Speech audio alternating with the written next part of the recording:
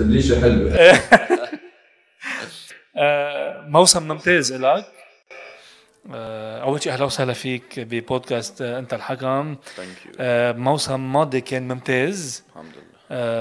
ربحتوا وصل غرب آسيا، ربحتوا بطولة لبنان، ربحتوا دورة دبي، ربحتوا وصل الفاينل اللي كان بدبي، ربحتوا كأس آسيا للفرق، وشاركتوا بكأس العالم للأندية. كمان هذا الموسم انطلاقة ممتازة 7-0. وكمان ببطولة وصل خلصتوا الذهاب أول مرحلة 4-0 على صعيد منتخب لبنان. حسمنا تأهلنا باكرا لكأس آسيا، كانت قريبة من أول منتخبات اللي خلصنا. أرقامك لهلأ بالدوري 5 مباريات أنت لعبان مش 7. كنت عم شوف امبارح 14 نقطة 4 ريما و2 أسيست 2 ستيل. شو بقى بدك أكتر؟ ما شاء الله عليك. الحمد لله. أنت لهلأ بالكارير صرت محقق 5 مرات، امبارح تأكدت منك 5 مرات الدوري، 4 مرات مع فريق رياضي بيروت، مرة مع فريق هومنتمان. كل لاعب بيتمنى يكون محلك اليوم. شو السر؟ شو عم تعمل؟ قلت لي عم بتمرن. يس. شو؟ أول شيء ثانك يو على استضافتي بأنت الحكم، وكونجراتس على السيت اب الجديد. لا يليق فيكم نجوم كبار ونجوم اكيد. هلا بس انت كمان معلن كبير يعني لازم هالسيت اب. لا بالعكس حلو كتير ومبروك والله يوفقك لقدام. ميرسي. حصيلة شو هيدي كل الارقام؟ هل سميناهم حصيلة شو؟ شغل، تمرين، فريق؟ شغل وتمرين وفريق وكل شيء اذا بدك هي مثل بعضها، واهم شيء التواضع يعني. سنة بعد سنة حتى يعني انت مثلا ربحنا سنة الماضي، السنة بعد بيكون جوعان اكثر من سنة اللي قبل يعني. هو في لعيبة كلها لعيبة كبار كتير مخلصة كارير، مش ربحانة بطولة واحدة. الحمد لله انا بوزيشن ربحان 5، بس اكيد كريدت للفريق تبعي يعني ان كان رياضي او وقت ربحت مع الهومنتمن يعني. الحمد لله يعني كانوا ديسيجنز منيح بالكارير تبعي، وين روح وين اجي وين ابقى. ان شاء الله نكفي بهالديسيجنز. وبالعكس يعني بلا التيم ميتس تبعي، وحتى السيزون الماضي بالاخص لان كانت سنه تاريخيه. صح. اللي عملناه السنه الماضيه بعدنا مش يعني مش شبعنا، ما شبعتوا بعد، ما شبعنا بعد بطولات. هلا الحمد ان شاء الله في بعد بطوله لبنان السنه نرجع نحققها، واكيد كل البطولات اللي بنشارك فيها. ولجاوبك شو السر على تبليشي، هي الكونسيستنسي بكل شيء يعني، بأكلي بنومي بتمريني بتصرفاتي برات الملعب، تصرفاتي جوات الملعب. أكيد يعني كلها 10 سنين اللي عنا اياهم 15 سنة. هلا unless انت اسماعيل احمد عندك 20 سنة بعد اسم الله عليه. بس لا يعني you have to make the most out of it. ولاحق بس خلص كاريرة الباسكت برجع كل القصص اللي ما كنت عم بعملها اللي كان جاي عبالي اعملها بعملها بعد الكارير يعني، مش ميتين عليهم هلا. هول الافكار او هيدي الرؤيه مثل ما فينا نقول، هيدي اكتسبتها مع شو؟ مع الوقت، او لان زميلك اسماعيل او لان زميلك امير؟ يعني اكيد واحد حسب الدومين تبعه حسب محله صح. بياخد من هون شوي من هون شوي. فادك وجودك بالرياضه. شيل الالعاب على جنب، استفدت يعني اللي عم تحكيون هلا. هول اللعيب بيحكيهم بصير بالثلاثينات. صح. يعني بيمرقوا عليه اوقات مواسم ابس اند داون، مواسم ما بيكون منيح، بس لا انت يعني عارف خريطة طريقك من الاول. هول من وين اخذتهم؟ من اللي حواليك؟ ليك اللي حوالي يس. وكمان اهلي ساعدوني كتير وقتها كنت صغير، بعدنا مش واعي انف لاخذ ديسيجنز. هلا بالنهايه كان القرار النهائي لإلي، بس اكيد بسمع راي اهلي راي عائلتي. على هالاساس يعني وقتها كنت صغير. والحمد لله يعني انا دايما بقول لرفقاتي او لمين ما كان انه انا عمري صغير وقتها كنت رياضي اول سنه. غير انه عم بلعب اللعيبه اللي كانت معي بالفريق يعني، ان كان بالرياضي كان وائل بعده صغير، امير، جامبي، عزو، سمعه. هذه كانت اول سنه لإلي بالاولى. روي سماحه كان الفريق مدجج بنجوم. حتى نقلتي وقتها على الهومنتمن كمان كان في سمعه، هايك، سام يانغ، وولتر هاج، مكرم بن رمضان، شمعون، كان كرم مشرف، الشبيبه كلها. من عمري صغير كنت عم بكون حوالي اذا بدك مثل من الاحسن، ان كان اجانب ان كان احسن الاجانب او لبنانيا. وقد ما فيني اكتسبت منه الخبره يعني. دايما اسمع للسمع شو عنده يقول. وولتر وقت لعبت وولتر حتى 2 سنين مش بس سنه معه كان. حظي حلو انه كنت موجود مع هيك لعيبه، وكمان الكوتشز اللي كنت بالفرق فيهم كمان عاطيني كان الثقه. بس اكيد انا اذا ما كنت برهن حالي بالتمرين ما كان حيعطوني الثقه لالعب بالجيمز. بالنهايه انه اذا بدك من ميلي اي earned it، بس بنفس الوقت ما اخذها for granted انه يلا لعبت هلا قد كل لا، بدي ضل عم بشتغل واشتغل كرمال ضل حسن وحسن وضل برهن حالي يعني. والحلو فيك بعدهم اجريك على الارض يعني. هذا اهم شيء، هذا السر اذا بدك مزبوط. تكون متواضع، لعبت جيم منيح مش تطلع، وحتى اذا لعبت جيم عاطل مش تنزل، ضلك بالنص لان حتوقع تاني نهار جيم جديد، تحدي جديد، ماتش اب جديده اذا بدك. بتنبسط فيها بتكتها، بس انه بالنهايه بتعرفنا يعني نحن حتى العقليه بنادي الرياضه. انت سميت لي البوينتس باول شيء هيك، بس صدقني ما بيهموني ولا بيهمه حيلا حدا بالفريق. مهم بالنهايه وانس بتعلي الكاس اني بطوله بتنسى كل شيء، ارقام تنسى كل شيء، هي الفرحه اللي بتجيك على التروفي. اليوم امير او منزل شيء عن الفريق وقد ايه مهم انه الفريق يربح مش الافراد. صح، شفت البوست تبعه على انستا. هالعقليه بالنادي الرياضي، هالعقليه اكيد هيدا سر نجاح النادي الرياضي. يعني في سؤال اذا بقول لك سر النادي الرياضي هو احد الاسباب هول بطلتوا تفتشوا على ارقامكم لحالكم، عم تفتشوا على الربح؟ صح، يعني بالنهايه الارقام يعني بكره بعد 30 و40 سنه ما حيتذكروا كريم حط هالقد، امير، وائل، علي، بلال، حيلا حدا يعني. حيتذكروا نادي الرياضي بهالسنه ربح هالقد بطولات، مين كانوا اللعيبه وبيسموا، ما حيفوتوا لك بارقام وهيك. هيدي العقليه اذا بدك مثل عقلية نادي الرياضي حتى كإدارة وكمانجمنت، ما بيهمهم مين عم بينجم أو مين هالجيم جاب لهم الجيم. كل جيم عندك 2-3 حيجيبوا الجيم للفريق. نحن وي سبورت، واللي بتكون نهاره بنكون نحن داعمينه، واللي مش نهاره نشق له كرمال يقدر يساعدنا بقصص. يمكن إذا مش موفق على الأوفنس بيعود على الديفنس، ريباوند، ستيلز، يعني بيضل في قصص يقدر يعملها. وبالنهاية وانس بتربح مثل ما قلت لك تنسى كل شيء. عقدك بينتهي هالسنة، انت جددت، كنت فاكر مجدد اكثر بس جددت سنتين. انت سنتين من اللي قطع سنة الماضي وهالسنة يس. في كذا لعيب مش وحدك انت بالرياضة، كلنا نحن بالرياضة. الحاج عنده مهمة صعبة هالصيفية. حاج مازن عنده بده يجدد بده اكيد يعني حسب كيف متجهة الإدارة والقرارات اللي بدها تاخذها. بس اي ثينك انه اكيد بده يجدد للعيب يعني، اسبشلي اذا رجعنا ربحنا كل شيء. وحتكون صيفية قاسية عليه، بس اذا الشخص الوحيد هو قدها بيكون الحاج مازن. تحية له بالعكس يعني. عنده عدة مجال تحية لمازن طبار رئيس نادي الرياضي. عنده عدة تحديات، حتى هايك بيصير برا هايك بيصير برات ليست. عندك وائل بيخلص عقده، علي منصور بيخلص عقده، امير لا امير بعتقد ماضي بعد سنة، عنده سنة. يس، عندك انا، عندك سمع، عندك بلال، عندك حبيب غنطو، الفريق كله يعني بيسكلي. الله يساعده. بس لا حيكون قدها اكيد يعني. جيبوا له اللقب انتو، جيبوا بطولات. انا هي رايي. لا اكيد هيدا العقليه يعني، وهيدا الجول يعني. اذا ما بنربح البطوله بنكون نحن كلاعبين وكاداره وكجمهور فشلنا بسنتنا. هالعقليه، يا بطوله يا ماشي.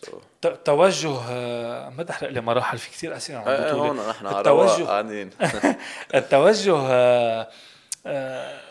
انت بحال ربحت البطوله تجديد مع النادي الرياضي، مش هيك ولا؟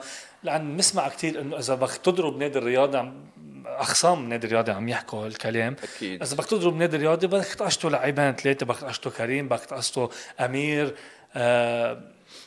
انت هول بتشتغل عليهم لتبتز بطريقه جيده الاداره، ولا لا انت واضح من الاول بحل ربحت بدك تجدد بس عندك بعض الشروط؟ لا هلا بالنهايه ما بفكر كتير لبعيد. بفكر يعني هلا عندي هالسنه، عندك كتير ناس بيسالوني بتفكر تفل وليه ما بتفل بيخلص عقدك وهيدا. بقول انا ما بفكر بشيء انتل يخلص السيزون. بس يخلص السيزون ساعتها بشوف السيزون اللي قطعت كيف، ربحنا خسرنا، انبسطت انا ما انبسطت، والحمد لله لهلا مبسوط والكل اي جس مبسوط. صح. اكيد بس تخلص بطوله، إذا الله فتحها بوجهنا وكنا ربحانين البطولة أكيد أفضلية لنادي الرياضة قبل حيلا نادي تاني. بس بنفس الوقت ما بتسكر الباب كرمال غير نواد، لأن بتعرف بالنهاية يمكن الرياضة ما بقى بده ياني. صح. for example يعني ما بتعرف الأيام كيف تبرم.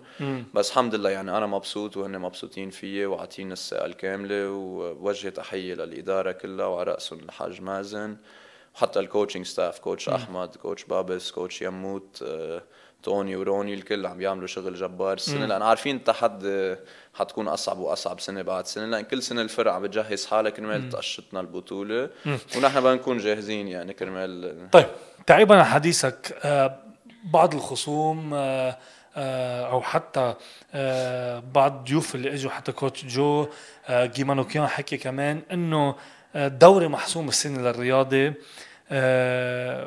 ونحن كلنا عم نتنافس على المركز الثاني.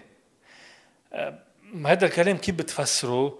وصحيح انه انتم يعني انت عم تقلي صعبه وكل فرق عم بتجهز حالها، بس الخصومكم معترفين انه انتم بعاد عن الكل. هلا ليك نحن مش بمحل نحكي عن حالنا، نحن بنلعب عرض الملعب، والجمهور والخصوم واللعيبه الثانيه هن والشيء الثاني هن عندهم كل واحد عنده رايه في كل واحد بيشوفها من وجهه نظر، بس اكيد نحن عارفين شو الموجود بفريقنا، قد مهم فريقنا اذا بدك من ناحيه الاجانب واللبنانيه والتركيبه كلها والسنين اللي قطعت، قد الكور راكب 100% يعني بس بنفس الوقت ما فيك تستلشي ولا اي حدا. اذا نحن براسنا اعتبر مثلا انت عم تقول لي هلا كان جي عم بيقول انه محسومه والمركز الثاني وهيك، اذا نحن بنخلي حالنا نصدق هالشيء ساعتها حنصير نرخي بالجيمز وحنصير نسبب لخسارات بالجيمز. برايك كوتش جو وجي قاصدين هيك ولا لا عم يعنوها فعليا؟ بدك تسألهم لهم مش إلي بس بتصور لا كوتش لا اي جس اكيد كوتش جو صريح وجي صريح بيقولوها مثل ما هي. هلا بالنهايه ما عم بيقولوا شيء غلط من ميلة، عرفت كيف؟ انه اذا بدك تطلع على السنين اللي قطعت والبطولات وحتى هالسنه كيف مقلعين وكيف ماشيين هيك مبينه اكيد، بس بنفس الوقت نحن مثل ما قلت انت بالاول اجرين على الارض، يعني الفريق كله الحكي اللي بيصير برانه شيء ونحن جوا كيف نتصرف بين بعضنا شيء تاني. نحن ان كان جود فيدباك او باد فيدباك او قصص منيحه او مش منيحه عن الفريق بتضلها برات لهيدا، ونحن علينا انه عرض الملعب نمشي شو بدكم نمشي اذا بدك الطريق اللي حاطط لنا اياها الكوتش والاداره. أوكي. ودعسه ورا دعسه. طيب لك كريم كتير منيح بالحكي، ما بدك تطلع هو بيحكي لحاله. بدي اروح انا وياك لاول شيء مسابقه كابيلي لهالاسبوع. خليني اقول انه الاسبوع الماضي هويه اللعب كان علي حيدر، رح تشوفوها انا وعم بحكي، وهيدا علي حيدر مثل ما بقول الماب تبعه رياضي بيروت شانفيل دينامو بيروت. طبعا رح يمرق اسم الرابح قدامكم. نحن عم نحكي خليني نشوف مسابقة هالأسبوع من هو اللاعب. حكمة شانفيل متحد حكمة عمشيت شانفيل حكمة. إذا عرفتوا ما تقولوا ما تقدر عرفته. طبعا بحال عرفتوا كومنت على تشانل انت الحكم باليوتيوب، تعملوا لايك وسبسكرايب لتشانل انت الحكم. كومنت في حال عرفتوا مين هاللعبه وحضرتوا مين بتربحوا معنا جيرزي منتخب لبنان مقدمه من كابيلي 100%. فينا نعطيهم هنت ولا ممنوع على هالصوره؟ بلا اعطيهم ما بزعلك. في سنه هيدا اللعيب لاعب بلاش مع الحكمه ما ابد كثير هي انت. طيب يلا مزبوط. مزبوطه. كريم يس السنة الماضية عليتوا كتير الاكسبكتيشن توقعات، ربحتوا كل شيء. بهالسنة كنا بعدنا عم نحكي معيار النجاح شو هو. يعني إذا بدي أقول لك اليوم لا سمح الله خسرتوا لقب من الألقاب، أيهو بتفضل تخسره لتخلي السنة إنه ناجحة؟ ولا برأيك اللقب هو خسارة السنة؟ إذا خسرتوا لقب يعني بتكونوا كل السنة انتزع. ليك لا ما ضروري يعني، بس اكيد اولويه هي بطوله لبنان. يعني نحن ما طلعنا على بطوله دبي، ما طلعنا على بطوله دبي باول السنه لانه كرمال نحضر لبطوله لبنان، والحمد لله اي جاس كان القرار المضبوط اللي اخذوه الاداره والكوتشنج ستاف انه ما نشارك فيها. اوكي. واكيد اولويه بحس بطوله لبنان، يعني انت اهم شيء محل تكون مسيطر وبعدين ترجع غرب اسيا واسيا. بتفضل تضحي بغرب اسيا وصل ومحلات وما تضحي ببطوله لبنان. هيدا اهم وحده. يس والجمهور اي جاس بينبسط فيها اكثر وحده. يمكن بطوله اسيا اكبر لانه عم تلعب بطوله اسيا انه مع فرق من الفار ايست بين الصينيه فلبينيه كوريه. صح. بس اللي بيهمنا كلاعب وكنوادي انه نضل اتليست بلبنان انت الاول. شو بيصير برا يمكن يصير في اصابات لا سمح الله بعدين قصص برات التسيطر تبعنا، بس نحن اذا قادرين نسيطر بلبنان نخلي البطوله معنا اكيد هيدي الاولويه. حتى بكاس انتركونتيننتال كاب لو ما كان في مشكله كمان شوي اجانب، لو كنتوا راكبين بتصور كنتوا عملتوا نتيجه احسن واحسن. يمكن كنا على البوديوم كنا نكون باخر جيم، لان اول جيم عم تلعب ضد يونيكاخا فريق عالي جدا يعني. سو حتى لو كان عندك الاجانب المضبوطين يمكن كنت عملت جيم احسن. صح. مع انه تبي كنا كثير منيح اول هاف، خلص فرق 5 نقط او 6 نقط، رجعوا بالثالث اخر الثالث عملوا الفرق. يمكن لو معنا اجانب اللي كان لازم يكونوا معنا اكيد كان النتيجه غير، يمكن ما كنا ربحنا بس كنا طلعنا بصوره افضل. بس الحمد لله يعني جيم اخر جيم استراليا يعني ربحنا ثاني جيم، رجعنا لعبنا ضد استراليا، اكيد لو معنا الاجانب المضبوطين كنا بنكون ثالث ولا الرابع. بس انه الحمد لله اكسبيرينس. انت لعبين كاس عالم مش هيك عم بسالك بس كل شيء جديد عم تكتشفه مع رياضه. يعني انت بطوله اسيا الانديه منك ربحانه مع الرياضه، ربحتها صح. وعندك حتى كاس العالم للانديه شاركت فيها لاول مره، قد ايه كان حلو الشعور؟ ليك احساس لا يعلى يعني. الاكسبيرينس انت دائما كل شيء عم تلعب برات لبنان، ان كان وورلد كاب منتخب او نوادي او حتى بطوله اسيا، بيكون اكسبيرينس بتعقد يعني. الملعب ورحنا على سنغافور يعني بلد كمان حلو كتير. لا كانت اكسبيرينس لا يعلى يعني. ما بعرف كثير حلوه اذا هيدا او بطوله العالم كان، بس لا اكيد يعني وانس تلعب بهالليفل قد ما منظمين والاكل والسناكس باللوكر رومز كل شيء يعني بتحس حالك غير ليفل. هو لانه غير ليفل، انت عم تلعب مع احسن فرق بالعالم. سألت وائل بهيك فقرة الأسئلة السريعة، سألته منتخب أو نادي رياضي؟ قال لي منتخب. أنت نفس الشيء ولا لا؟ اثنيناتهم عندهم كل حدا عنده مكانة خاصة؟ كل حدا عنده مكانة خاصة أكيد. منتخب عم تمثل شيء أكبر من ناديك اللي هو بلدك، حيكون التقل أكتر. بس كمان الجنة مع بالرياضة إذا بدك بالمنارة مع الجمهور كمان لها طعمتها الخاصة. إذا بدنا نقي وحدة أكيد منتخب من ميلة، بس مش بعيدة هالقد عن الإحساس الرياضي. لأنه قادرين تخلصوا الدوري من دون ولا أي خسارة السنة؟ هيدا الهدف. هلا ما عم نفكر كتير لبعيد، نحن بدنا ناخذ هوم كويت ادفانتج، والحمد لله لهلا ما في ولا اي خساره. عنا نتوش صعبه هلا شيء هومنت من بيروت وحكمه. اكيد يعني مثل ما بيروت وحكمه عم بيجربوا ما يخسروا ويخلصوا، نحن كمان نفس الشيء، لانه ما في فاينل 8 دغري حتفوت فاينل 4 سريعه وحيلا جيم بالسيزون بتقدر تكلفك كتير لبعدين.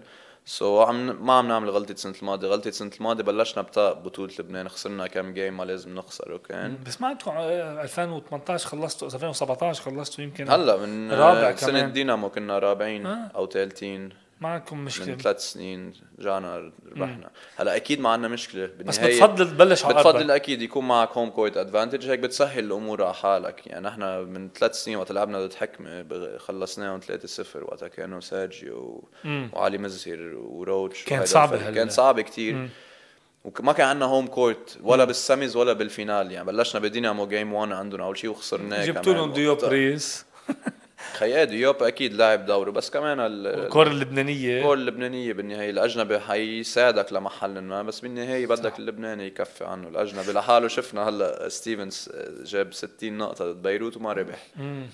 بدك اللبناني يكون عم بيلعب دوره معه، وهيدي هي اكيد هوم كويت ادفانتج بتهين للطريق. كانت صعبه هالسيزون، كل سنة صعبة، كل سنة لها تحدياتها ولها خصوصياتها، إن كان بالسميز أو فينال أو يمكن بأول السنة تكون لعبتوا لهم زون أنتوا بعد نذاكر صح مزبوط. المباريات خلصت 5-4-3 ما كتير كانت لا كانوا كتير كلوز. بالعكس حكمة كانوا فريق سيرجيو وعلي مزهر وكليف ورالف عقل جان مارك جاروج. كان الفريق كتير منيح يعني. لا بالعكس عذبونا يعني، ما كانت هينة ابدا. وهول 5-4 نقط فيهم اني جيم يكونوا لصالح الفريق الثاني، بس الحمد لله يعني مع خبرة اللعيبه قد ما حظهم بشع الحكمه. وحتى انتم لعبتوا ضدهم النظام تغير، ما لعب اول رابع ثاني ثالث، يمكن كان اول ثالث رابع او اول ثالث ثاني رابع يمكن شيء هيك. كانوا مغيرين. انتم خسرتوا مباراتين، خسرت بيروت قدام الحكمة صح. ما بتصير واجهتوا بعض بالنص نهائي 100% يعني. نحن كان بدنا نربح الجيمين ونكون بالتصدر اعلى كرمال الهوم كويت ادفانتج، بس ربك هيك بده كان والحمد لله رجع فتحها بوجهنا. طيب حسك زعلان ومهم. طيب بالعكس بدي اروح انا وياك لمسابقة جديدة أو مسابقة تانية هي موفرز LB، أكاديمية رياضية متخصصة بتطوير مهارات الرياضيين وتأهيل الشباب ليصيروا محترفين. موفرز LB طبعا رح يقدموا جايزة لأفضل لاعب تحت ال 25 سنة. شو رح نعمل نحن وياكم مع نهاية كل مرحلة؟ حنعتمد 3 لاعبين تحت ال 25 سنة. الأفضل رح حطهم على الفيسبوك طبعا، صفحة انت الحكم، تصويت. بحال الرابح بيربح معنا طبعا جائزة من موفرز LB، هذه الأكاديمية تطوير مهارات الرياضيين. مهمة تحت ال 25 كمان. انت تحت ال 25 كم مرة كان انت 26؟ انا على الأقل هلا بالجون بيصيروا 26. هلا ممكن تكون فيها يعني حسب انت بدك تحسب 25 لا ونزول ولا تحت ال 25. اذا 25 ونزول تحسبنا، اذا تحتها ساعتها لا. كم شهر بدك تعذبنا فيها. كم شهر بنصير بدك تعذبنا فيها. حسب هن والجمهور مين بيصوت. طيب لعبتوا قدام الأنطونية، انت كنت غايب. لا أنطونية لعبت سوري أنطرانيك بس قدام الأنطونية لعبتوا أجنبي وحيد تقريبا 3/4 صح. فات فال ترابل لأنه كينج بأول. هلاك نحن كأننا جيمان اللي قبله ما كنا عم نلعب منيح دفاعيا، صرتوا سائلين كريم، واسيست تبعنا ما كانوا كمان مثل الارقام اللي كنا معدلنا بالثلاثينات. كان باول السنه عملنا دروب بجيمين، جيم هوبس وجيم جيم هوبس. اوكي كان دروب. بس قصدي كان دروب. هلا هن عم شيل الشأن انه هن لعبوا كتير منيح، بالعكس هوبس عم بيعملوا جريت سيزون. ارضهم كمان صعبين اكيد، وسلاتهم سائلين وكل شيء، بس انه منه حجه بالنهايه بدك تلعب يعني مثلك مثلهم. فكأننا جيم هوبس وجيم اللي قبله نسيت ضد مين كان، بس كانوا جيمين ما كتير نحن كنا معودين على حالنا خصوصا دفاعيا، والطابة كانت عم تبرم بس مش مثل ما لازم. حطينا تارجت جيم أنتوني، وأنتوني فريق يعني حيلا ثانية فيهم أجنبيين، إن كان كيروين أو كيفن ميرفي خلصوا ب60 65 نقطة سوا. صح. عارفين إنه في ثريت يعني. يمكن كيفن كمان بيلعب بحماس زيادة لأنه بيلعب ضد فريقه السابق اللي هو نحن. ركزنا كتير على هالشي، وقد ما فينا وي ليميتد كيروين روتش وكيفن ميرفي، ورجعنا إذا بدك مثل اوكي عم تحكي أنت قراءتك للجيم، بس أنا عندي قراءة تانية كحدا محاور او كحدا بيحضر. اليوم شفنا رياضي عم يلعب باجنبي ضد 3 صح، وعم شفنا عامل فرق وما تعذب 100%.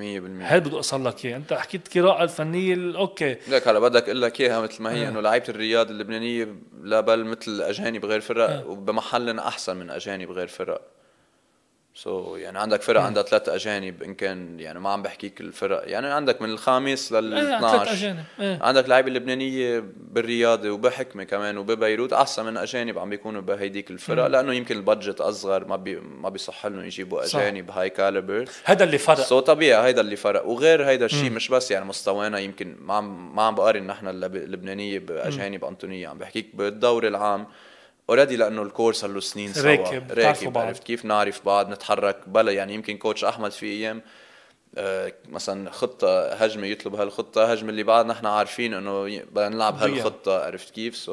وبنقرا على الملعب شو عم بيصير. يعني امير شاطر كتير فيهم بيقرا مثلا كيف عم بيتحرك الديفنس، بيقول لنا مثلا نلعب هيدي الخطه الخصوصي حتزبط، وبتصير. يعني كل مره حدا عنده وجهه نظر، وهي الثقة بين بعضنا. يعني الثقة هي بتخلي اوكي، وكل لعيب وكل مباراة في نجم يعني. صح، هيدا السر. يعني هايك موسم ممتاز، هايك اسم الله عليه. وائل ما حدا، انت مش معقول. نفس الشيء امير، كل حدا عنده الرول تبعه. يس. وما بتقشطوا فرداشته. يعني النهار اللي بيقشط كريم في غيره امير، نهار انت بتعود. يعني فريق راكب ما بعرف كتير صعبة انا برأيي حدا اشدكم السنه. يعني يمكن أكيد. حدا يعمل بيروت يجيب اجانب كتير عاليين ويركبوا مع سيرجيو، ما بتعرف، كله وارد. صح. يعني ويمكن اصابه واحده بحيلا فريق تخرب السيزون كلها تكون عم تعملها وعن جد تاثر. بالعكس يعني ما فيك هلا بكير كتير لنحكي انه بعدك. بتأيد وائل بكلامه. انا كتير عم برجعك على وائل لان في اشياء حكاها لفتت لنا. بتأيد وائل بكلامه انه الكور اللبناني هو الاهم عند اي فريق. يعني ما بهم يكون عندك اجانب منيح، مهم لبنانيتك تكون منيح. بتأيد هالفكره؟ اكيد. اذا فريق عم بينافس لبطوله اكيد. اوكي. يعني اذا فريق عم بيلعب بس تيلعب او انه كرمال ما ينزل على الدرجه الثانيه، يمكن يكون الكور الاساسي بالاجانب، لان عم بيلعبوا ب3 اجانب. شفنا ميروبا امبارح ربح على مركزيه كمان. يعني كان هذا الماتش ما حضرته، كان عندنا تمرين بس، ما تبقى عم بحضر كل شيء جيمز.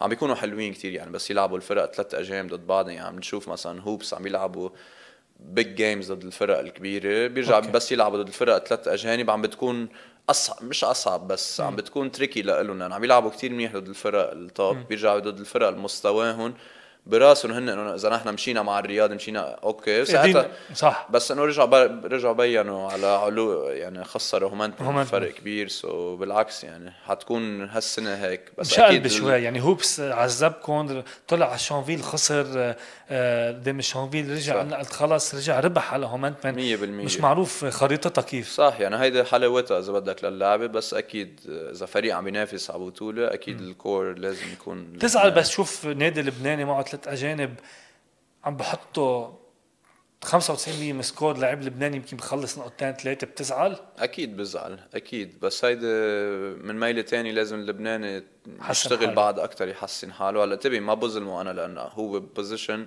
في 3 اجانب على ارض الملعب يعني الفريق ان كان سو عندك 6 اجانب عم بيكونوا 4 لبنانيه اذا عم يلعبوا فريقين. كيف رح تتعاملوا معه انتم؟ سليم علي عم قطشك بالفاينل فور اذا واجهتوا فريق 3 اجانب انتم بتصيروا 3. هي ذات انا حيبقى 2+1 يعني بلا ما هلا اكيد فيك تلعب ب3 اجانب بس الكوتش يعني انا بعرف كيف بيفكر ونحن كلاعبين بنعرف كيف بيفكر. لا انت كمان من بعدها عندك وصل ان كان فاينل 8 او بطولة اسيا حسب شو بيكون شيء قبل الثاني. اوكي بس بحس حيكفي 2+1 كوتش احمد. حتى ايام وقت 2017 عملوها 3 اجانب كل الفرق، كان رياض النادي الوحيد بلبنان عم بيلعب ب 2+1. سو هيدي كرمال العالم اللي ما بتعرف بحس يعني 2+1 حيكفي. يعني برأيك انت لو عم تلعبوا ضد فريق 3 اجانب على ارض الملعب انتم عندكم البونus تلعبوا ب3 ما حتلعبوا ب3 برأيك؟ لا الا اذا كتير اضطريتوا. ما بحس حنضطر بس شو واسع لا مش واسع، بس السنه كلها عم نلعب ضد فرق 3 اجانب وفي منهم عم بيكونوا كلوز جيمز في منهم عم بيكونوا فارق كبير، بس ما بحس حنتعذب مع الفرق. اجانب رياضي جداد ماريتش اوكي ماريتش اوكي ما بعرف اعلنوا النادي لا رسميا لا بس انه انحطت كذا ممكن يغيروا برأيك؟ مش ممكن يغيروا ما بقى نحن والله نحن اللعيبه مثلنا مثل الجمهور يعني ما بنعرف الاداره مين مضت مين عم تفكر لا تعلن، بس اكيد على طول نعرف انه النادي عم بيشتغل والاداره والكوتشنج ستاف كرمال مصلحه الفريق. شو ما يكونوا عم بيعملوا هن ورا الكواليس نحن ناطرين قدام الكواليس لنشوف الخبر مثلنا. طيب انا حقول لك اسامي انت زمر لي اذا صح ولا غلط. اوكي لا ما مرتش وانحكى توم ميكر ممكن وانحكى جورج هانت ما بعرف قد ايه صح ولا لا، بس هول الاجانب كمان بيركبوا معكم. هذا بدي اسالك اياه يعني شفنا توم ميكر وشفنا من تابع يعني جورج هانت شفناه مع الكويتيه صح بتصيروا اكيد يعني ما في شك الاداره عم تشتغل تجيب احسن كاليبر اجانب بيركبوا مع الفريق كمان يعني اذا بدك سميت لي اياهم اكيد اذا بينضموا لنا حيكونوا اضافه كبيره واكيد يعني حيلا اجنبي نحن بنضاف لفريقنا بنفوتوا بالجو بسرعه لانه اوريدي نحن اللعيبه متصالحين بين بعضنا وفي كيمستري اوريدي راكبه. سو مثل جورج كينج يعني قد صار له معنا فات بالجو. ديوب اخذ شوي وقت لقلع لانه سنتر كان بيج جاي، بس الحمد لله يعني جيم بعد جيم عم بيتحسن اداؤه. سو بحس نحن اللبنانيه بنسهل دور الاجنبي لان منك عم تجيب اجنبي عم تطلب منه يجيب 30 او 40 كرمال تربح، واذا ما جابوا بتخسر. بس عمول دورك يمكن ما تعملوا حتى لا مسحوا جورج كينج اخر جيم خلص ب 44 نقطه، كان نهاره شايت 8 من 8 كذا. يمكن جيم تاني لاعب لبناني مثل وائل هايك جيم انطوني ما كان منيح جيم انطوني فات فاول ترابل بالاول يعني كل جيم عندك حدا. سو هيدا اذا بدك الشيء اللي عنا اياه بالرياضه غير نوادي يمكن ما عندهم اياه هو انه تسهل امور طيب. الاجنبي بدك تريحني تعطيني نادي لبناني بتشوفوا منافس جدي. بيروت وحكمه هول اقرب شيء يس نحن وبيروت وحكمه بحس الثلاث فرق اللي عم ننافس على البطوله.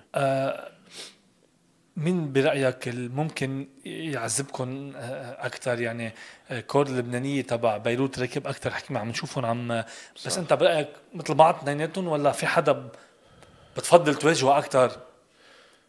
لا هلا بحس مثل بعضهم يعني طبعا. هلا بنلعب حكمة لعبنا ضدهم اوريدي ببطولة وصل هلا عنا جيم تاني ضدهم بعد جمعتين هن وبيروت، ومن بعدها ساعتها فينا نعرف مين خصم بيكون اصعب. ما بدك تحكم هلا. ايه لا، الملعب ضدهم بعد يمكن فريق بيروت يكون ماتش اب اصعب لك من نادي الحكمه، بس حكمه عنده جمهوره وعنده هيدا، سو بدك تلعب ضد الفريقين وتشوف.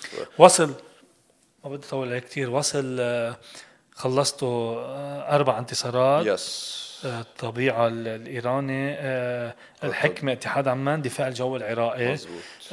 عندكم الإياب يمكن من 9 نيسان ل 14 أو 14 15.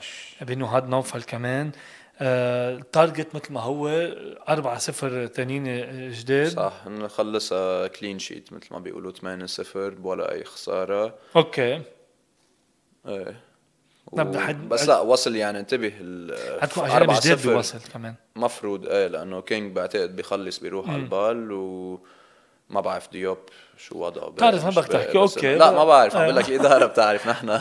اوكي. بس اكيد تبي بطولة وصل خلصناها 4-0 مزبوط، بس ابدا ما كانت هينة يعني منتلي وفيزيكلي. يعني جيم الحكمة يمكن العالم شافت انه صار في فارق كبير ومن بكير بالجيم، يعني طلعوا هن 10-2 بالاول، جانا عملنا الران تبعنا وسحبنا عليهم.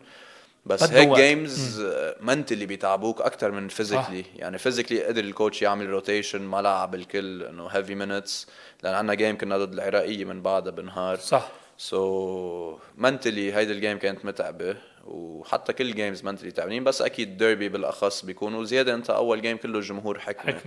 لو جمهور رياضي كان اول جيم يمكن بتكون شوي اريح، بس زياده عم تلعب كانه برات ارضك.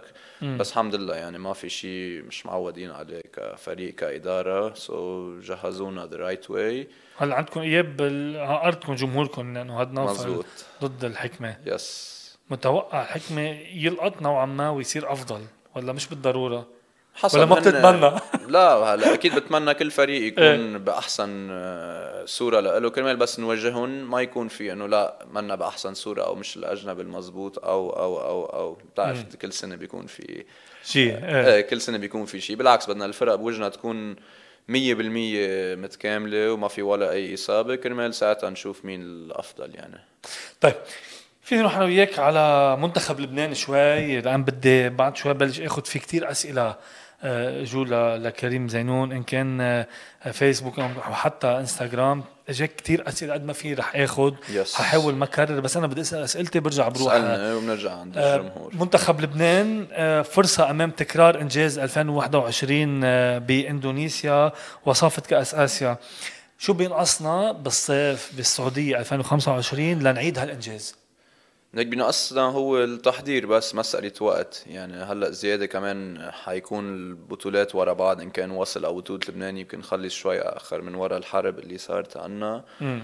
بس ناقصتنا التحضير بس. اي ثينك يعني اللعيبة كلها جاهزة جسديا منتلي، حتى الكيمستري هيك بيصلنا 2 3 4 عم نلعب بشكل حلو كتير، وتقريبا الكور مثل ما هو عم بيضل هو ذاته. عندك بين كل ويندو لعيب او لاعبين بس عم يتغيروا. اوكي. سو اي ثينك نقدر نوصل لبعيد فيها. اكيد حتكون صعبه، يمكن اصعب بعد من اللي كنا فيها، لانه صار التوقعات اعلى من شو طالبين منا. وزياده كمان الفرق البقيه حتجي اي جس بالفرق الاساسيه تبعها. يمكن مثلا جابان يمكن ما يجيبوا واتانابي واللعيبه تاع الان بي اي تبعها، بس باقي ما تبقى حيكونوا حتى اذا ما فيها اللعيبه فيري هاي تيم هن، لانه سوري لانه زياده باسيا وصلنا على الفينال اخر وحده، وحتى كنوادي فريق لبناني ربح. سو الاتحاد الصيني، الاتحاد الفلبيني، الاتحاد الكوري، كلهم لعبنا ضدهم اسيا الماضي. بدهم انه يرجعوا يعلوا اسامي بلدهم. سو اكيد بحس حيبعتوا تيم ايز. حتكون صعبه منا مستحيله. صار عندنا الخبره الكافيه بعتقد انه نعرف ننافس فرق الكبار مثل استراليا، نيوزيلند، وحتى في يعني خسرنا نقطتين. نيوزيلند خسرناها كذا مره بالويندوز. صح. فلبين نفس الشيء. يبقى المجنس برايك؟ المجنس هو هو الاساس اذا بدك البازل، لانه نحن كلبنانيه راكبه بدك بعد تجيب اخر بازل. والاتحاد اكيد حيعمل شو اسمه الديسيجن المضبوط كرمال المنتخب. وبالعكس بدي اشكر كمان الاتحاد على دعم للعيب اللبناني وحتى الدوري اللبناني وكل شيء عم بيعملوا إن كان أكاديميز أو نوادي. صح. مع حدا مثل 4 5 أو 5 بيور أنت خي مع المناسب للمنتخب مثلا أوماري سبالمن بين الأسامي كلها اللي قطعت أنا برأيي هو الأفضل كرمال منتخب لبنان. هلا بترجع في لعيبة بتقلك أو بيقولوا لك بدهم حدا ريم بروتكتور 7 فوتر ساعتها بترجع إنه شو بيلاقوا يعني هي مش بس انه تقول بدك تجيب حدا طويل بدك تلاقي البروفايل المناسب يعني صح. يمكن اللعيب يكون كتير منيح طويل بس عقلاته صعبين ما يركب مع اللعيبه صح. فانا برايي انه سبالمن اذا ما لقيوا مثل ما بدهم ما بعرف شو بدهم اصلا بحس بدنا 7 فوتر اذا ما لقيوه بعتقد اكيد اوماري احسن خيار ويمكن اوماري يكون خيار احسن بعد من ال7 فوتر اللي حتجيبه انت. بحسك بدك مثل ما بيقولوا يعني بتفضل حدا بتعرفه مثل سبالمن على حدا جديد unless بتجيب هيدا الحدا جديد unless بتجيبه قبل بوقت لهيدا الحدا جديد ليقدر يتأقلم مع الفريق. بس سبالمن عم تابعه كل السنة يعني هلا بكوريا رجع اسم الله عليه يعني رجع ضعيف كتير ورجع ان شيب وسبالمن يعني ما بدي حدا يحكي عنه كان بالواريورز من 4 سنين يعني بيعطينا حلول هجومية حتى اكيد يعني هداف من برا من جوا اثليتيك بيكبس بيلعب ظهره للسله بيلعب وجهه للسله بتحبه اوكي كلنا بنحبه مش بس انا يعني صدقني انا بس احكيك هيك عم بحكيك عن طيب ما بدي فوتك بالمدرب مع اجنبي المدرب المناسب يكون المدرب لبنان. قد ايه بتأيد الاصوات اللي بتطالب وجود احمد فران على راس جهاز الفني للمنتخب؟ وانا اولهم كمان شفت يعني فت لك من تاني ما سالتك انا مدرب فت لك لا ليك كوتش احمد اكيد يعني بحس بيعمل جريت جوب مع المنتخب بس ما بحس كوتش احمد بده اياها هلا بكاريرته يعني هلا اوريدي التقل عنده اياه مع الرياضه صدقني يعني قد ما نقول لك كبير بكفيه عن جد يعني دائما الضغط انه تربح دائما اكيد بيكون الرجل المناسب بالمكان المناسب مع المنتخب بس بحس هو ما بده اياها حتى اذا انعرضت عليه عنده برايورتيز عنده كمان يعني ساعتها الصيفيه بقى تروح عليه كمان هو بالصيفيه بيكون عم بيجهز للسيزون والاجانب ما بده اياها هلا برايك كوتش احمد؟ هلا انتبه كل كوتش بده اياها ومثل ما كل لعيب بده يمثل منتخب لبنان بس يمكن لمصلحته مع نادي الرياضي انه ما يكون اوكي كرمال يقدر يكون مركز على النادي الرياضي 100%. امير صرح من اسبوعين لبودكاست انه بيتمنى عودة جاد الحج للمنتخب. ما بدي فوتك يا امير كابتن في يحكي كريم كنت مرتاح مع جاد؟ يس كنت كتير مرتاح مع جاد ومثل ما كنت مرتاح مع كوتش جو مثل ما مرتاح مع بيريسيتش بس اكيد يمكن الفترة اللي كان فيها جاد الحج لعبنا بطولة العالم وربحنا بطولة العرب صار في كذا التاريخ يعني كتبنا التاريخ بكذا مرحلة بالسنتين ثلاثة اللي كان موجود فيهم بس بالنهاية القرار للاتحاد وكوتش جاد بعتقد هو أخذ القرار إنه يفل على منتخب البحرين إنه أجا كان بوقتها ياخد النادي والمنتخب نفس الوقت وأكيد يعني الله يوفقه كان بوقتها وما أخذناها شخصية أبدا يعني بالنهاية بنعرف إنه كل واحد بده يعمل مصلحته وبمحل ما كنا عم نقول انه كوتش جاد طلع اذكى واحد انه اخذها لان صارت الحرب دغري من بعد الديسيجن تبعه بفتره صغيره بالعكس انا بدي اعرف منك عن جد المدرب اللبناني كلاعب لبناني بيرتاح معه اكثر ان كان معنويا ان كان بيفهم عليه هذا اكيد يعني مثل ما قلت انت يعني بتفهم على اللبناني اكثر واوريدي كوتش جاد ماري عليه كتير لعيبه بالمنتخب او حيلا كوتش لبناني بتعينه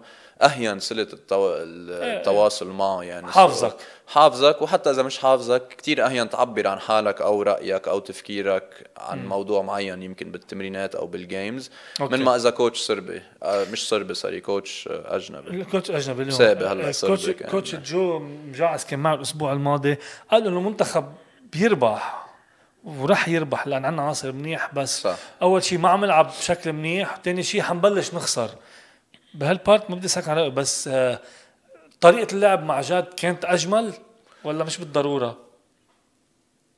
في هيك وفي هيك في متوشة هيك وفي متوشة هيك يعني في متوشة مع جاد كنا عم نفرجي باسكت حلو في متوشة يمكن ما كنا بالمستوى اللازم مثل ما مع بيريسيتش نفس الشيء متوشة عم نكون توب متوشة مش بس كمان برجع بقول لك هي كلها قصة تحضير يعني احنا آخر 2-3 ويندوز ما عم نتحضر مزبوط كرمال نقدر نفرج الباسكت المزبوط ما حكت اسئله كثير. في سؤال في سؤال الجمهور.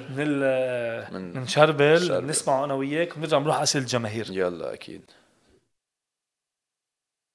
هاي كريم، كيفك؟ أنا شربل الخوري متابع للباسكتبول وعندي سؤال لك. إجمالا اللاعب اللبناني خاصة اللي يعرف عنه إنه هو لاعب دفاعي منيح على الديفنس بكون كتير محدود هجوميا، وبصيروا الأندية اللي قباله يعملوا جامبلينج من ميلته، وهيدا الشيء كتير يضعف فريقه على الهجوم. أنت كسرت تقريبا هيدي القاعدة، وخاصة آخر كم سنة كتير طورت السكيلز تبعولك، وصار الأفرج سكور تبعولك والبرسنتج كتير عالي، وأوقات تطلع أحسن هداف بالمباراة. شو عملت؟ كيف طورت هيدي السكيلز تبعولك؟ وشو بتنصح اللعيبه اللي هن يعرف عنهم كلاعيبه دفاعيين حتى يطوروا بهيدا السكيلز الهجومي، لان ما يبقوا لعيبه محدودين برول واحد بس ويصيروا لعيبه كثير خطيرين، وهيدا بعتقد اللي بيحتاجوا اللعيب اللبناني. سؤال كتير حلو. ثانك يو على السؤال شربل، ولجاوبك عليها هلا انا وعمر صغير، يمكن العالم ما بتعرف، يمكن العالم تعرفني بالدرجه الاولى، بس انا ان كان جامعات او مدارس كان معدله بالنقاط 40 50 عالي. 60 نقطه كل جيم. كنت يعني من انا وبالاندر 14 للاندر 18 يعني كل جيم عن جد، يعني مش تحت 30. بس تبي هي منا كلها بالنقط، يعني كنت جيب لك 30 نقطه مع 10 ريباوند مع 10 اسيست مع 5 بلوك 5 ستيل، يعني جرب اعمل شوي من كل شيء. وقتها وصلت على الدرجه الاولى شفت انه بدي غير بطريقه لعبه. كيف بدي بغير بطريقة لعبة؟ أنا كون لعيب صغير بالعمر فايت أول سنة سنتين ثلاثة، الديفنس بده هو يعطيني الدقايق تبع على أرض الملعب، وإذا إجا الأوفنس بيكون إجا. بوقتها كان في أجانب لبنانية كبار، كان الحمل علي إذا بدك دفاعيا أكثر. وإذا بدك أخذت العالم فكرة إنه كريم لعيب ديفنس وبس كون أعمل حط مثلا نقط على الأوفنس بينعجبوا إنه كيف بونس إضافي. بونس إضافي يعني. ما بزعل من هالشي، بالعكس I take pride انه بلعب ديفنس من قلبي، بس كمان بنفس الوقت ديفنس يعني انت لا تربح بدك تجيب سلات وبدك تدافع كمان. الحمد لله قادر اعمل بالانس بهالشي. وكرمال جاوب على سؤال، الشيء اللي بيخليني ضل على هيدي اذا بدك دفاعيا ومنتالتي هي التمرين البرات الملعب الباسكت اللي هو بالجيم. تحيه لميامي فتنس فاكتوري وين بتمرن انا الجيم. بعتقد هيدا اللياقه البدنيه عم تخلينا على طول جاهزه كرمال اقدر اعطي بيرفورمانس على الديفنس وعلى الاوفنس. مثل ما قال شرب الايام في وانا بتصير معي كثير ايام بكون تعبان على الاوفنس لقد ما عم بحط جهد على الدفاع. بس وصلت لمحل بتمريناتي انا برات يعني بس ما اكون بالجيمز، بس اكون لحالي تعب حالي وصير شوت انا وتعبان كرمال بس توصل هالشوطه بالجيم او هالقصه اخذها. وكرمال جاوب على سؤاله انه من ناحيه سكيلز هو كل سنه لانه بضل عم بشتغل على حالي ان كان صيفيه او بوقت الموسم بشوف وين انا ضعيف فيهم، وكل سنه عندي شيء حسنه وطوره وان شاء الله على طول على الطريق الصح. وزياده دوري بالرياضه هو عم بيقول عم نشوفك سكور، انا ما هم حط سكور يعني مثل ما حكينا كل جيم عندك حدا، بس دوري بالرياضه منه يعني. يمكن انا اذا بفريق تاني يمكن بده يطلب منا نجيب انه متكلين عليك كلبنان تجيب 20 نقطه كل جيم لنمشي، ساعتها لعبه بعد حيكون شكل غير. مثل ما على المنتخب شهر الماضي بلا وائل سيرجي وامير كنت انا عم بلعب البيك اند رولز، انا عم باخذ ديسيجنز والحمد لله اي ديد ا جريت جوب ات ات. يمكن انت في تحسين منيح بالشوطه، يعني انت بتشوط بس برسنتاجك 44% 12 من 27 اذا ماني غلطان 25. الحمد لله. ايه شفت امبارح عم بتطلع 44% برسنتج تبعك كان 3 بوينت حتى 2 بوينتس والفري ثروز. هول القصص انزعجوني السنه الماضيه بيني وبين حالي يعني لان عارف بقدر اعطي اكثر. عارف بقدر شوت بالنسبه اعلى، بدها شويه تركيز وظبط كم شغله والحمد لله يعني عم بعمل هالشي وان شاء الله اكيد اعلى واعلى. فجاملينج ما بقى يعملوا لا جاملينج من زمان وقفوا بعتقد يطلعوا يعني ويخليهم لان مش كسبان الا اذا بدهم ياكلوا شي 5 6 ثريز لا حسب الكوتشنج يمكن جامبلينج تزبط معهم على شوطه اذا مش موفق بالنهايه فينا نعوضها اذا مش موفقين بنقص على السله بنسحب الديفنس بنعطي الباس. طيب فيني نبلش اسئله الجمهور؟ اكيد. في عندي براين ابراهيم سائل 4 اسئله. براين حناخذ 4 اسئله بسؤال. لعبت مع فريقين مختلفين رياضي، هومنت من اي سيزن كنت مرتاح اكثر؟ رياضي اكيد. هومنت من كنت عمري صغير معهم لانه اوكي. اذا عطيوك اوفر سجاست نكست سيزن بتمضي؟ بعتقد جاوبنا على هالسؤال اوريدي قبل بس دبلوماسي ما فيني جاوبه لان بدي انطر السيزون لتخلص على هالاساس. نصيحتك لل الجنريشن الجديد، الجيل الطالع الجديد، شو بتنصحهم؟ تمرين؟ اكيد تمرين، ويضحوا من قصص برات الملعب مش بس تمرين. يعني في قصص انا وصغير يمكن ما كنت اعملهم مع رفقاتي او مع كوزاناتي او شيء لانه عندي تمريناتي وعندي هالساكرفايس، بس الحمد لله it paid off. يعني يمكن بوقتها كنت اقول لا بشيل اظهر مع رفقاتي او كون هيدا، بس هلا اذا بتطلع لورا بقول منيح ما ظهرت معهم او منيح ما رحت معهم ركزت على الباسكت. ركزت على اكيد على درسي كمان مش بس الباسكت. يعني النصيحه لهم يركزوا على الاثنين سوا، بس يخلصوا درسهم ساعتها. يعني انا خلصت اليو تخرجت، وانس خلصت اليو ساعتها صرت فول تايم باسكت. قبلها كنت انه بين تلميذ جامعه وفحوصات وضغط. شو تخصصت؟ فاينانس. كريم، اورلج، سبيلمان، ماجوك، بيناتهم مين بتختار؟ سبيلمان. تبي مع انه ماجوك عطى كتير للمنتخب وكتير كان منيح باخر ويندو مع المنتخب، بس اي جاس صار بعمر معين كبير ما بقى صغير ماجوك، سو سبيلمان بيضل يعطيك فريش اكثر. فريش اكثر. وليد كعكه بيسالك بتحبش النهار تكون جيرسي تبعك معلقه بالنادي الرياضي؟ اكيد إلي الشرف. يعني الجيرزي تبعي تكون بين الاساطير المعلقه فوق، سو هوبفلي وان داي اذا كانت مسيره طويله مع الرياضه تتعلق. اكيد. جورج بقول لك بيج فان لك. هو برايك مين رح يكون خصمك بمسابقه 3 بوينت؟ امير ولا مش بالضروره بس امير؟ في كتير لعيبه. يعني شفت جاد خليل كمان فات فيها، تحيه له. امير، عندك الاجانب حيكونوا موجودين. يعني حتكون كتير صعبة يعني وبالنهاية نحن عاملينها انه فير فن والكومبيتيشن اللي حتكون. انتبه هيدي كتير تريكي، مش ضروري اللي بيشوط اكتر هو يوقع. لا ابدا. يعني يمكن في لعيب يكون عنده يمكن اوتا برسنتج بس يكون نهاره يخسر الكل. هي بالعكس هي اتس فن. يعني ما انا عم بقول له كنت لرفيقي من 3 ايام وقت قال لي عن انه تحديت امير وامير تحداك، قلت له هلا نحن عم نتحدى وهيك بدك ما اوصل وما حد شوطه بال 3 بوينت كونتست. بتفكر فيها بس بالنهايه خلص هي فور فن يعني. واكيد كل واحد بده يربح، بس بالنهايه عاملينها هيك مثل بتقرب اللعيبه من بعضها، بتعمل حلو. جو حلو. هي اهم شيء الهيلثي كومبيتيشن. طيب ركان دياب بيسالك بس انا قلت لهم نطلع الالكتريك جيتار ينتبهوا الشباب طلعوا خلص. خلص اكيد. ما اول مره عم بيعملوها صار لهم زمان مش عاملينها. كل واحد بده يجي مع احسن الفول باور تبعه مثل ما بيقولوا. فانا جايب الجيتار المضبوط لك. انتبهوا يا شباب. كريم مطلع معه الجيتار. امير شو بده يطلع معه؟ كل تلاميذ الاكاديمي؟ العود امير والاكاديمي بس يكون عم بيشارك يحيسوا له. طيب ركان دياب بيسالك من النوع اللي بتتمنى يكون بقول لي كريم من النوع اللي بتمنى يكون معك بالفريق وبتكره تلعب ضده. سؤالي، اللاعبين عادة أكتر شيء بينبسطوا لما يسجلوا، أنت بتنبسط نفس القدر بالدفاع؟ وبرأيك شو في فرج كريم هجوميا لو ما كان يصرف طاقته أغلب الأوقات على الدفاع؟ سألنا تاني بار، حكينا عن تاني بار. بهمني أول بار، تنبسط بالدفاع قد ما تحط سلة؟ اكيد. حيلا شيء بتقدر تعمله لتساعد الفريق. انا شخصيا بيبسطني، يمكن غير لعيبه لا، بس مثلا في قصص يمكن احلى بعد من السله يلي هو مثلا بلوك شوت يكون حلو على البورد مثلا، طالع هيك فينال وصل مثلا على اجنبي. عم بتذكرهم فيها؟ لا عم بمزح بس انه لا في قصص اكيد لا فيك تذكرهم ب 3 بوينت 3 ورا بعض. انت فيك لا فيك عادي، بس في اسيست يمكن تكون غير شكل بوقت حساس كمان. مش بس سلات، اكيد السله مهمه بس في غير قصص تربح الجيمز. ابشع خساره قدامك قدام مين؟ حكمه ولا قد اي منافس؟ ابشع شو؟ خساره اذا خسرتها. اذا خسرتها اكيد الحكمه. حكمه هو لانه يعني مثلا تخسر بغزير غير انه تخسر ببيروت. اذا عم تلعب بنادي بيروت هي اسوأ شيء تخسر من الحكمه بالمناره. بس هيدي كتير قليلة لا تصير. بس اكيد ذا ورست تخسر برات مش برات ارضك، بارضك ضد فريق يلي منافس. هو منافس وزياده لانه جماهيريا حكمه مش هيك عم بقول لك غير بيروت. شفت قد ايه عم بيعاني الحكمه له فتره؟ حرام. يعني بدك ترفع لهم قبعه فوق للجمهور. اكيد الجمهور انا بضل كل ما التقى فيهم وين ما اشوفهم اقول لهم عن جد اسم الله عليكم انه بعد 20-21 سنه وبعدهم نحبهم اذا بدك كل سنه عم بيزيد ويزيد. واي جاس هيدا الفريق اللي بده اياه. انت برايك جمهور الرياضي بضاين مثلا 4 مثلا مباريات ورا بعض ما تخسر قدام الحكم بالمناره، بتصور ما بشوف بشوف. بحس سنتين وبيبلشوا قتل باللعيبه والاداره والجمهور وين بعضهم بالجمهور بيصيروا.